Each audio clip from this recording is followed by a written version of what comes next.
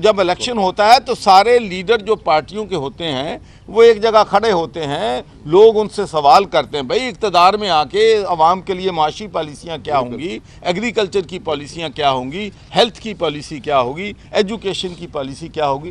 तो ये एक पॉजिटिव मैं समझता हूँ कि बिलावल भुट्टो साहब तमाम पार्टी के लीडरों को कह रहे हैं कि आइए भाई डिबेट करें कि हमने इस मुल्क के फ्यूचर को, इस मुल्क के मुस्तकबिल को कैसे बनाना है।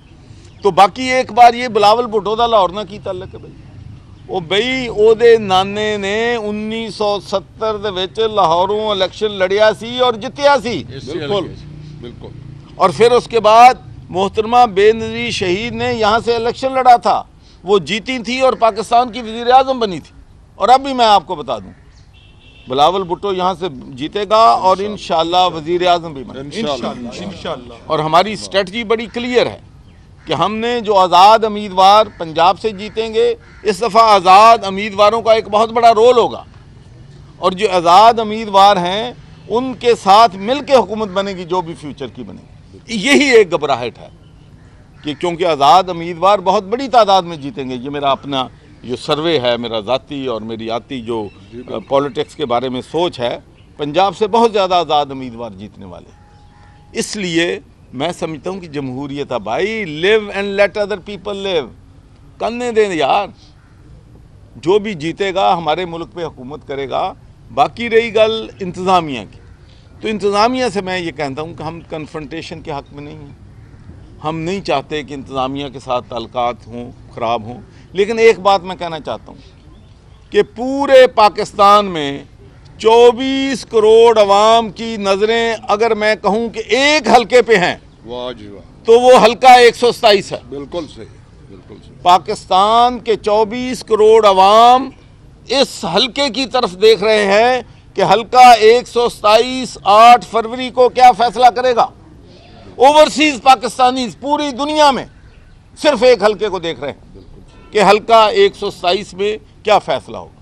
और पूरी दुनिया के डिप्लोमेट, इस्लामाबाद में जितने डिप्लोमेट हैं या दुनिया की जो इंटरनेशनल कम्युनिटी है, वो भी सिर्फ एक हलके की तरफ देख रही है, पाकिस्तान की तरफ देख रही है। लेकिन मेन इस हलके, तो भाई अगर इस हलके में कोई गड़बड़ हो गई तो नुकसान साडे मुल्क दा होएगा। असी मुल्क दे मफादात नूं अपने मफादात ते तरजीह दिंदे आ, अवलीन रख दिंदे आ कि मुल्क दा मफाद है। तो इस वास्ते इंतज़ामिया नूं गुजारिश रिक्वेस्ट है कि भाई लेवल प्लेइंग फील्ड दो। बिल्कुल।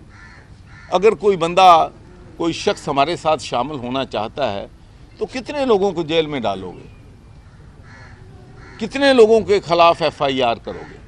इससे फ़ायदा नहीं होगा, इससे नुकसान होगा, बदमज़गी पैदा होगी। और फिर पीपल्स पार्टी की जमात, मैं आपको बताता हूँ कि मैं एक फैमिली में कन्वेंशन के लिए गया, एक बच्चा जो बाहर से पढ़ कर आया, उसने कहा जी पाकिस्तान में जमात ही एक है जो कभी एस्टेब्लिशमेंट के कंधों पे चढ़ के हुकूमत में नहीं आई। बिल्कुल सही। ये क्रेडिट इस जमात को जाता है। बिल्कुल।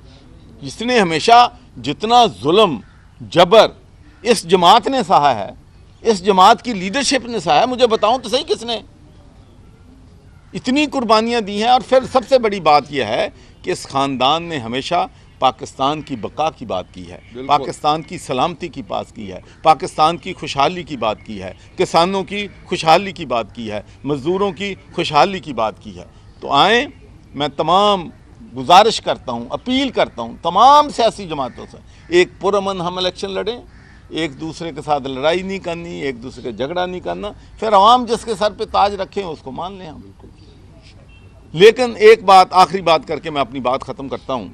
ये जो है ना पोस्टर हटा दिए, फलां कर दिया, ये कर दिया, इसको हम टॉलरेट करेंगे, बिल्कुल टॉलरेट करें, बर्दाश्त करेंगे। लेकिन अगर गड़बड़ हुई उन्होंने असी बर्दाश्त नहीं करांगे। उस दिन फ्री पोलिंग साडा सारिਆਂ ਦਾ हक है, सारियां जमातां ਦਾ हक है, आज़ाद लड़न वालियां ਦਾ हक है कि उस दिन जिहड़ी हैगी आ दिन लोगों को फ्री एंड फेयर शफाफ तरीके दे नाल वोट देने की इजाज़त दी है। बहुत बहुत शुक्रिया।